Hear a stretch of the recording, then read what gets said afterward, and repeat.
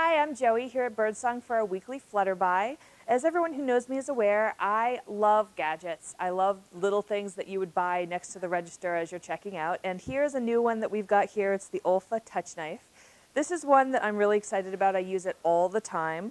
Basically, it's a razor blade that is inside, well, the stand is very sturdy here. It's a razor blade that is inside this little round container, little round plastic container, so you can put it in your pocket without being afraid that you're going to stab yourself in the leg.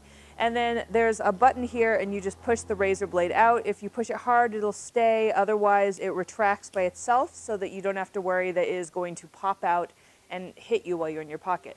There are so many uses for this little knife. I use it every day for opening boxes, for cutting threads. It's great for cutting threads because they are so super sharp, these razors, and they stay sharp for a very long time. Sometimes when I'm cutting fabric, the rotary blade will skip and leave just a little piece of fabric behind. You pull out your touch knife and there you go, you've got it right there.